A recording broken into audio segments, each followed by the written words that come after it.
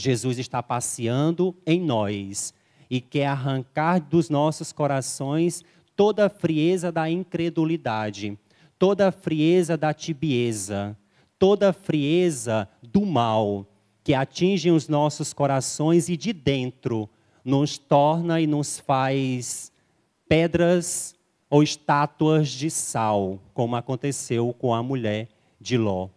Então, Jesus aqui, ele está passeando exatamente para nos dizer para que ele veio. É por isso que este evangelho, ainda situado no capítulo 10, nos fala do bom pastor. Jesus, que é o pastor que guia as suas ovelhas. Mas muitos daqueles a quem ele veio proclamar e para quem ele veio proclamar o evangelho e a boa nova, não entendeu isso. Porque não tiveram uma experiência de Deus de fato.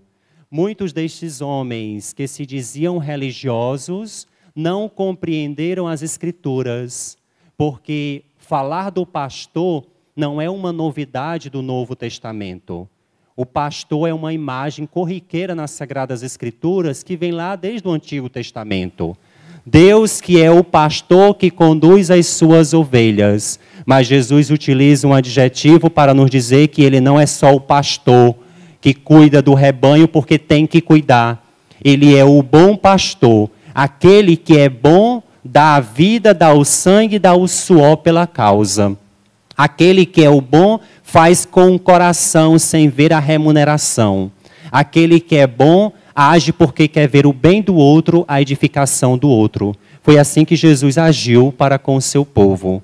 Nós que somos ovelhas do Senhor, um povo sensível, um povo que muitas vezes não sabe o que fazer, desorientado, à semelhança da ovelha, à semelhança do animal que é inocente, que é sensível, diferente da cabra, mas que a ovelha não perde a sua capacidade de ser insensível, não perde a sua capacidade de ser dócil demais, dada demais, a ponto de ser enganada, a ponto de ser sugada, a ponto de ser devorada pelos lobos. Jesus vai dizer que o seu verdadeiro rebanho, e aí há uma particularidade na vida das ovelhas, elas vivem em comunidade, elas vivem em conjunto, elas caminham juntos, diferentemente dos outros animais que andam desgarrados pelas montanhas. A ovelha tem essa particularidade, porque para isso Jesus veio, reunir o seu rebanho, reunir o seu povo, e o seu verdadeiro povo escuta a sua voz. Escuta a sua voz de tal forma que se identifica com o pastor, que age conforme o pastor, que fala conforme o pastor. São os mesmos sentimentos, as mesmas atitudes, a mesma vida, o mesmo estilo de vida. É isso que nós vamos ver na primeira leitura. Os apóstolos que estavam evangelizando, que saem daquele cubículo do judaísmo e saem para as outras regiões impelidos pelo Espírito. E lá eles vão evangelizar todas as cidades ao redor de Jerusalém. Eles saem do gueto de Jerusalém e vão anunciar o evangelho a toda criatura conforme o mandato do Senhor. Mas as práticas deles eram tão parecidas com a do pastor, com a de Jesus, as palavras, a pregação, a vida, o estilo de vida, a forma como se relacionavam, o que faziam, como faziam, se pareciam tanto com a vida de Jesus, que eles passaram a ser chamados de cristãos em Antioquia, a diocese dos pagãos. A diocese que é constituída de pagãos, mas que abraça a fé em Cristo. Jesus veio para os judeus, estes negaram a fé, estes disseram não, mas os pagãos abriram e escancararam as portas do coração e aderiram à nova proposta. Somos nós, os pagãos que aderiram à proposta do Senhor. Mas o verdadeiro discípulo, a verdadeira ovelha do Senhor, age e vive conforme a voz do pastor. Tanto é que na primeira leitura, nós vemos estas atitudes. Os pagãos ou os judeus enfurecidos contra aqueles que estavam aderindo à fé em Cristo, contra aqueles que estavam se aproximando de um tal de Nazareno, comiam um pão dizendo que era corpo do Senhor. Que coisa absurda! Em nome de Deus perdoava pecados. Em nome de Deus pregava um evangelho da boa nova, anunciando a ressurreição. Que absurdo anunciar a ressurreição! Que absurdo anunciar um Deus que morre! Isso é loucura. Batizar em nome de Deus e tornar filho de Deus um indivíduo que é criatura, isso é inconcebível. Enviar na força do Espírito para falar pela força do Espírito, isso é um absurdo. Como pode? Como doentes e estes serem curados? Eles faziam em nome do Senhor. Era um absurdo porque era uma novidade. Era absurdo porque vinha do céu, coisa que eles não conheciam. Era absurdo porque vinha de Jesus, a quem eles tinham crucificado. E na primeira leitura, os discípulos são identificados como outros Cristos. Este é o significado da palavra cristão. Cristão significa outro Cristo. Olha a tamanha responsabilidade que nós trazemos nas nossas frontes, nas nossas testas, no nosso coração. Quando somos batizados em nome do Senhor, nós trazemos, como diz Jeremias, o nome dele em nós. Nós trazemos uma imensa responsabilidade. Tudo aquilo que a gente vai falar, tudo aquilo que nós vamos fazer, deve levar e deve mostrar a marca do ressuscitado. Porque, caso contrário, nós não somos ovelhas. Nós não andamos dando ouvidos, escutando o bom pastor. Porque aquele que age e faz em nome dele, se alimenta das suas palavras, se alimenta daquilo que ele diz. Quantas e quantas vozes no mundo perturbam os nossos corações? Quantas e quantas vozes estão aí gritando a todo vapor para que nós saiamos deste redil, para que nós abandonemos a fé que nos salva? Quantas vozes estão aí gritando todos os dias, perturbando a nossa alma, para que nós saiamos deste compromisso, para que nós anulemos esta responsabilidade de seguir o Senhor? Quantas e quantas vozes estão gritando aí para que nós abandonemos a semelhança de Antíoco Epífanes, pedindo para que o povo judeu abandonasse a sua fé e obrigando-os a abandonar a fé, porque era um povo diferente. Nós não somos melhores do que os outros. Nós não somos mais santos do que os outros. Nós não somos mais perfeitos, mas nós somos um povo diferente.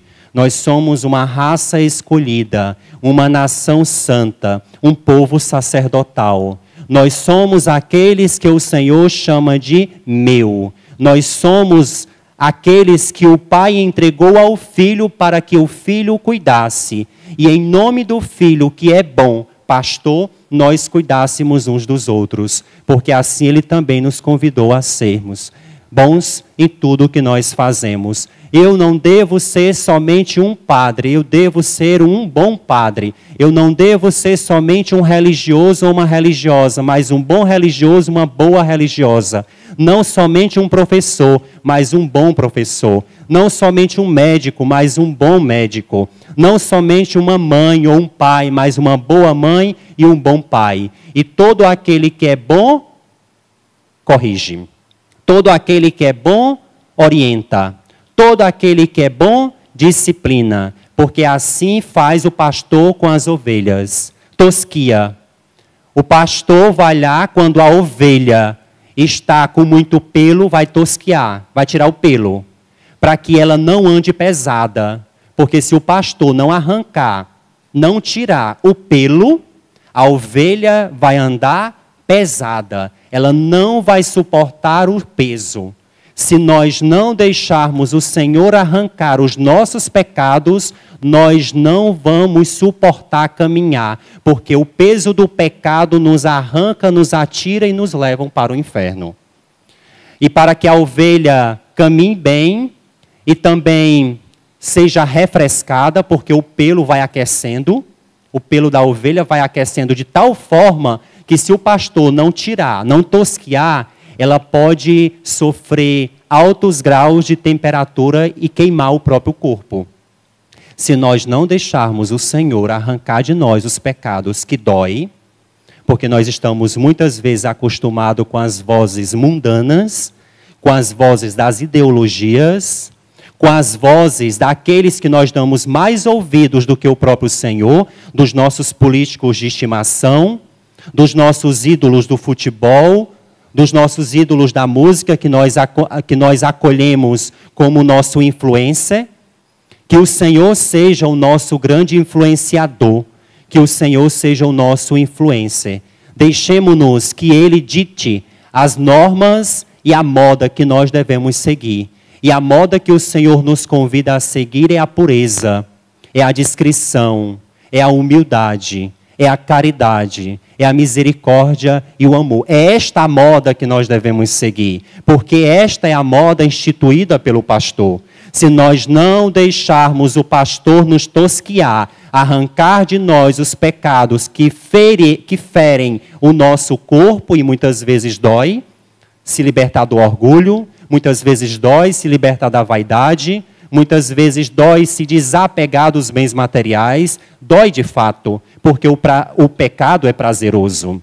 O pecado não é ruim não, o pecado é bom, mas é um bom que nos atira para o inferno. Por isso que a ovelha, se não for tosquiada, ela é queimada pelo alto grau da temperatura no seu corpo. Se nós não deixarmos o Senhor nos tosquiar, nós poderemos sofrer a queimadura não do Ceará, mas a queimadura do inferno, porque o pecado nos atira para lá. É essa a missão do pastor, é essa a nossa missão, de arrancar uns aos outros do mar da ilusão, da fantasia, de tudo aquilo que ilude, de todas as vozes que procuram arrastar o rebanho de Deus nas falsas doutrinas que não compreendem o mistério da ressurreição, nas falsas doutrinas que oferecem um pseudo-alimento bom, a palavra de Deus, mas que também não é a palavra de Deus, porque até o diabo sabe de qual é salteada a Sagrada Escritura. Nem todo lugar que diz Senhor, Senhor, ou que repete papagaiando a palavra de Deus, vem de Deus. É preciso discernir, é preciso criar intimidade, é preciso estar situado naquilo que o Senhor nos orienta. E sem essa intimidade diária com a palavra de Deus, sem esta comunhão com a fé católica, sem a comunhão no altar do Senhor, nós não poderemos progredir como ovelhas, nós não poderemos evoluir, crescer como discípulos do Senhor. Ele que me escolheu, Ele que te escolheu, Ele que nos escolheu, para que nós não estivéssemos abandonados e à mercê dos lobos, mas para que nós fizéssemos um caminho para a eterna pastagem do céu. Porque lá Ele nos alimentará eternamente. Ele é a nossa alegria perene. Ele é a nossa felicidade que completa o abismo e o vazio existencial humano. Sem Ele, a nossa vida perece, a nossa vida é vazia, a nossa vida é vulgar e a nossa vida é desgraçada. Porque Ele é a autêntica graça que preenche a lacuna que existe dentro de nós. Ele é o bom pastor que nos conduz como ovelhas para o redil do céu. Deixemo-nos guiar pelo Senhor. Deixemo-nos guiar e nos orientarmos mutuamente, porque todos nós aqui e agora estamos com uma única e a mesma meta, que é o Senhor, que se encontra pela palavra, que se encontra na Eucaristia e que nos abastece, para que vigorosos nós caminhemos e continuemos caminhando para o céu. Deus nos abençoe e nos dê juízo, para que continuemos neste caminho, porque caso contrário, nós seremos, numa situação sine qua non, naturalmente devorados por tantos lobos que existem mundo afora, do modismo, da ideologia, da televisão, de muitos ídolos que influenciam o nosso cotidiano e a nossa vida. Saiamos disso, abandonemos isso, renunciemos isso, porque só o Senhor nos capacitará e nos dará aquilo que tanto o nosso coração deseja. Louvado seja nosso Senhor Jesus Cristo. Sempre seja louvado e sua Mãe Maria Santíssima.